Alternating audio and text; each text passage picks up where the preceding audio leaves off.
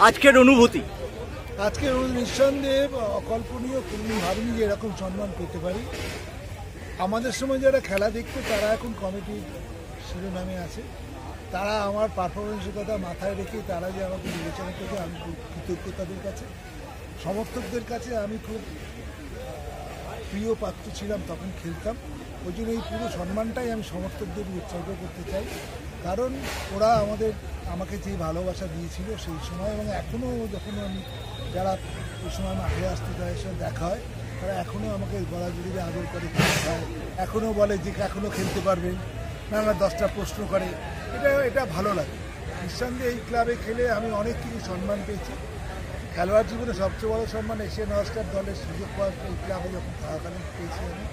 আমি এই সম্মানটা পেয়েছি যেহেতু এই ক্লাবে ভালো খেলেছিলাম, আমরা ন্যাশনাল টিমে চান্স পেয়েছিলাম। ন্যাশনাল টিমে ভালো খেলেছিলাম বলে এশিয়ান অলস্টার দলের সুযোগ। অতএব যা কিছু আমার ফুটবলের এশিয়ান অলস্টারে যখন তুমি খেলতে তোমার ক্লাব টিম কোনটা ছিল? তখন মেহমানা স্পোর্টিং ক্লাব। আমার মেহমানের তোমার জার্নিটা একটু বলো। এই মেহমানের জার্নিটা আমি 83 সালে মোহনবাগানে, আমি 82 সালে ভালো সুযোগ পাচ্ছিলাম বলে আমি 83 সালে আসি। একটা ছোট ঘটনা বলি, আমি সে বছর ইরফান তাহের ছিল ফুটবলের আর গোলাম মুস্তাফা ছিল, মামা ছিল, উনি প্রেসিডেন্ট ছিলেন আর মামা ছিলেন ফুটবল সচিব। এবার আমাকে যখন মজুর নিয়ে গেছিল মামার কাছে টিমের শোয়ের ব্যাপারে, তখন মামা বলেছিল বেটা কিডন্যাপ আসতে চাইয়ে। আমি তখন কথায় কথায় বলেছিলাম, আমি তো ভাবছিলাম, মনে মনে ভেবেছি মোহনবাগানে খেলার সুযোগ পাইনি, এখানে যদি খেলতে পারি একটু পয়সা করিটা অত ভাববো না। আমি বলেছিলাম যে আমাকে 50,000 টাকা দিলে হবে। তখন मामा बोल ठीक है बेटा तुम बाहर जाओ, हम बात करते फिर बुलाते। तখন मजदूर बोलो बेटा तो बच्चा लड़का हो तो कुछ जानता नहीं, वो पैसा कम मांगा है, उसको बोलो आप पैसा किया जाए उसको। এটা পরে যখন আমি শুনলাম মজুর লোক কি কম টাকা দিয়ে তোকে 65,000 টাকা দেবো বলে মামা তুই সই কর।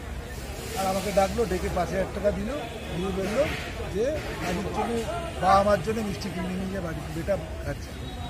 এইরকম কর্মকর্তা কিন্তু ঘরের মাঠে কোনো ক্লাবে কোনো খেলোয়াড় পেয়েছে বলে আমার, সেই জন্যই মহারান ক্লাবের প্রতি আমার একটা দুর্বলতা ছিল।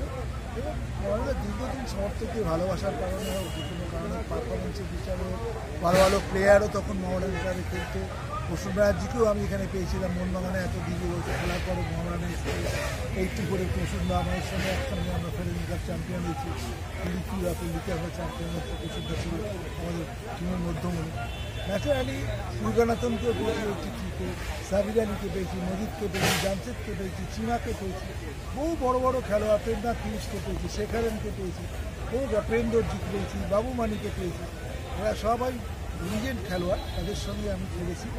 আমিও যেমন ভালো খেলেছি, তারাও ভালো খেলেছে বলে ক্লাবের এই সম্মান এসেছিল। তখন মোহনবাগান ইকবালকে আমরা বলে বলে হারিয়ে দেওয়ার মতো রাখতাম। তখন সেকেন্ড টিম বা থার্ড টিম মহারানকে বলা হতো না কখনোই। যে কোনো সময় আমরা ম্যাচের রেজাল্ট ঘুরিয়ে দিতাম এবং ওরা ভয় পেতে দিত।